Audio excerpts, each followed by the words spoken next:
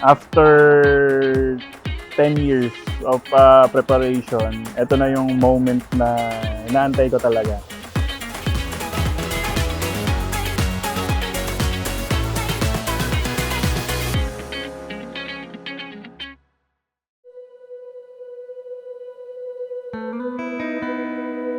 First time na nag-meet kami, actually, it's college days. Actually, hindi ako yung yung ma-approach kagad sa tao. Pero yung sa kanya, iba yung dating.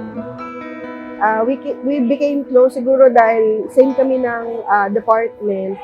Parehas kami ng course. And then, ayun, we get closer each day. Ayun, na-develop na lang all through the years. Marami nga nagsasabi magkamukha kami. So sabi ko, siguro ito na yung meant to be ko.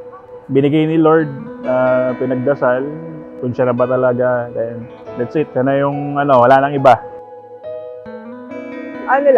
Tuloy lang kung ano yung goal natin since nung nag-start tayo nung college. Matagal na siya talaga na preparation. I think nag-propose ako sa kanya is December din eh. Siguro more than 5 years nung nag-propose ako sa kanya. Ayun, we've decided na makasal together, to bind as one, and to start with our own family na rin. And then ngayon, as we get more inspired by the new chapter that we are being a wife and being a mom, sana sa new chapter as a husband and wife and as new parent, sana kayanin pa natin, galingan pa natin sa buhay. To my love, this is it. Nandito na tayo ngayon on our wedding day.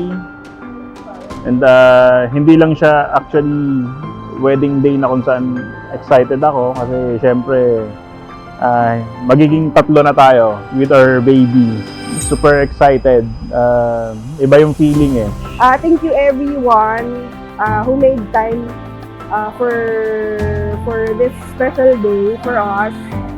Thank you that kahit na short notice nakarating kayo, and sana ngayong pupunta kami sa new chapter, nandyan pa rin kayo para gabayan kami. Sa lahat po ng pumunta sa aming special day ngayon, maraming salamat po sa inyo.